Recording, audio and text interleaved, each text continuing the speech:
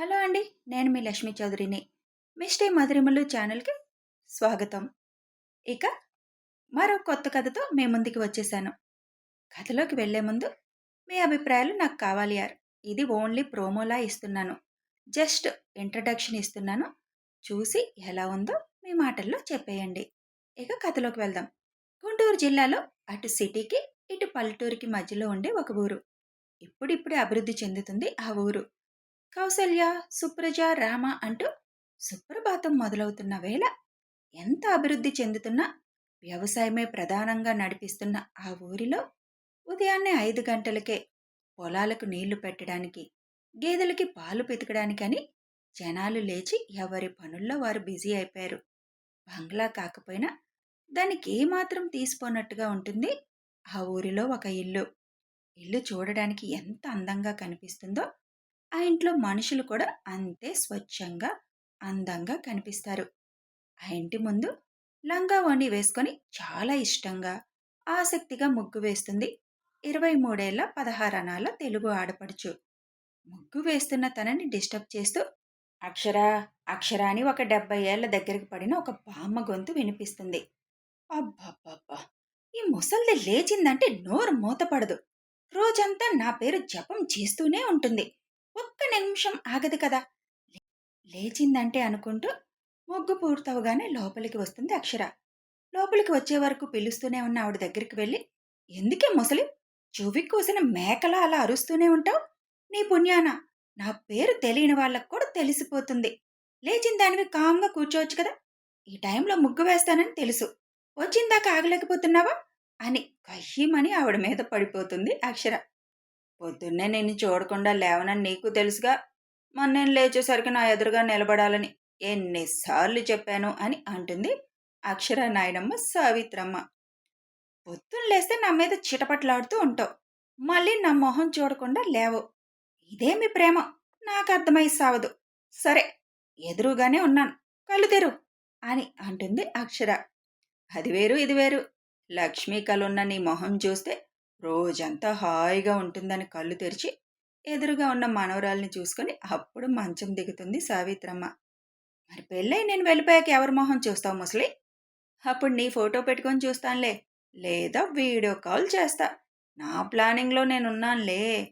అయినా నిన్నెవరు పెళ్లి చేసుకుంటారు? అక్షరం మొక్క రాని దానివి. పేరులో అక్షరం ఉంది కానీ నీ లైఫ్లో అక్షరం మొక్కలు లేవు. ఈ రోజుల్లో చదువు లేకపోతే ఎవరు చేసుకుంటున్నారు అని వెటకారిస్తూ పెరట్లోకి వెళ్తారు సావిత్రమ్మ. ఇంకోసారి నా చదువు గురించి మాట్లాడావంటే నూతిలో తోసేస్తాను ముసలి. అయినా అసలు అక్షరం ముక్క రానట్టు మాట్లాడతావేంటి? 10th క్లాస్ సర్టిఫికెట్స్ సంపాదించాను కదా. ఓ అబ్బో! ఏప్రిల్ సెప్టెంబర్, ఏప్రిల్ సెప్టెంబర్ అని 3 సంవత్సరాలు మార్చి మార్చి రాసి ప్రిన్సిపల్ చేత డబ్బులు కట్టించి హెట్టకేలకు 3వ క్లాసులో సర్టిఫికెట్ సంపాదించావు. దానికి 10th క్లాస్ సర్టిఫికెట్ అని బిల్డప్ ఒకటి అని నడ్డి తిప్పుతూ అంటారు సావిత్రమ్మ. ఓ తిప్పేయకు. ఏదన్నా ఇరిగిందంటే ఈ వయసులో అతకను కూడా అతకదు. నీకు సేవలు చేయలేక మా అమ్మ అల్లాడిపోవాలి. నేను చాలా స్ట్రాంగ్గా ఉంటాను. అంత తొందరగా ఏమీ విరగవులే. ఆ ప్రైవేటుగా చదివేదో వెలగ పెట్టొచ్చుగా. ఊరమ్మట మగరాయిళ్ళ ట్రాక్టర్లు వేసుకొని తిరగడం, అడ్డమైన గొడవలు నెత్తిన వేసుకోవడం మానేసి అని బ్రష్ చేస్తూ అంటుంది సావిత్రమ్మ.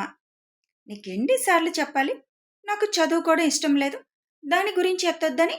మళ్ళీ మళ్ళీ అదే ఎందుకు ఎత్తుతావు? నాకొస్తున్న కోపానికి నిన్ను పీక పిసికి చంపేస్తాను ముసలి అని పీక మీద 2 చేతులు పెట్టి నొక్కుతూ అంటుంది అక్షర.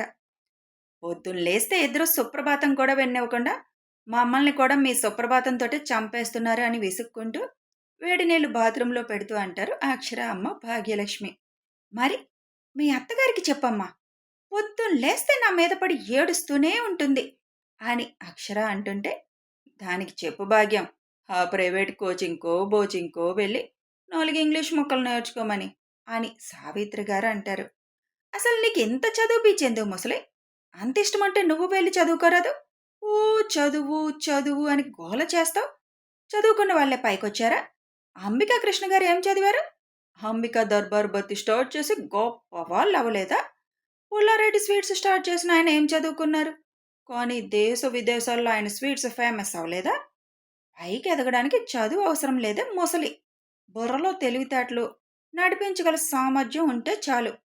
ఇంకోసారి నన్ను చదువు పేరు వెత్తి విసిగించావనుకో, నీ ఆయుష్‌కి ఫుల్ స్టాప్ పడుతుంది చెబుతున్నా అని మూతి తిప్పుతూ అక్కడి నుంచి వెళ్ళిపోతుంది అక్షర. ఎందుకత్తయ్య? దానికిష్టం లేదన్నది కదా! ప్రతిరోజు దాని గురించే ఎత్తి గోల అని భాగ్య అంటే, దాన్నెలాగైనా అమెరికాలో ఉన్న నా మనవడికి కట్టపెట్టాలని నా బాధ. ఇదేమో చదువంటే దూరమంటుంది. వాడేమో చదువురాని వాళ్ళంటే దూరమంటాడు అని సావిత్రమ్మ అంటుంటే, వాళ్ళిద్దరూ ఉప్పు నిప్పులా ఉంటారు. అది జరగని పని కానీ, మీరెక్కువ ఆశలు పెట్టుకోకండి. నీళ్లు పెట్టాను బాత్రూంలో. వెళ్ళి స్నానం చేయండి అని చెప్పి భాగ్య లోపలికి వెళ్ళిపోతారు. అదే టైంకి అమెరికా లాస్ ఏంజల్స్ ఒక ఫంక్షన్ హాల్ ప్రముఖ బిజినెస్ మెన్లతో సందడి సందడిగా ఉంది. కారణం, బిజినెస్ అవార్డ్స్ వేడుక జరుగుతుంది అక్కడ. ఎవరికి అవార్డ్స్ దక్కుతాయా అని అందరూ ఆసక్తిగా ఎదురు చూస్తున్నారు. నీ పుత్రరత్నం నన్నెక్కడికి ఎందుకు రమ్మన్నాడు? నేను డాక్టర్ని, బిజినెస్ మ్యాన్ కాదు కదా, పైగా నిన్ను కూడా రమ్మన్నాడు అని అడుగుతారు ధర్మగారు తన భార్య దేవిని. నాకు మాత్రం ఏం తెలుసు, మీకెంత తెలుసో నాకు అంతే తెలుసు అంటారు దేవి.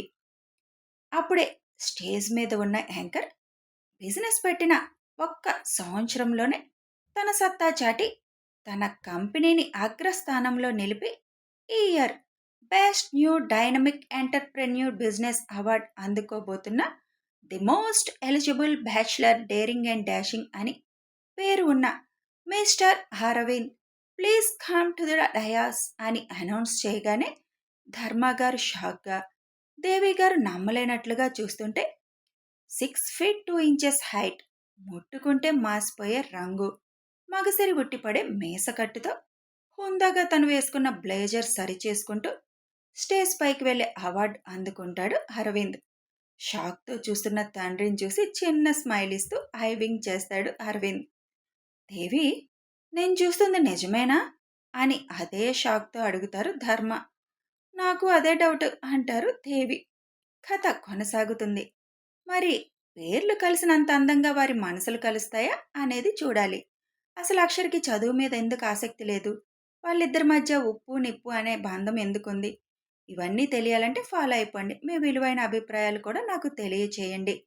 ఇక వీడియో నచ్చితే ఒక లైక్ చేయండి, షేర్ చేయండి, కామెంట్స్ రూపంలో మీ అభిప్రాయాలు తెలియచేయండి, సబ్స్క్రైబ్ చేసుకొని ఛానల్ని సపోర్ట్ చేయండి. Thanks for watching.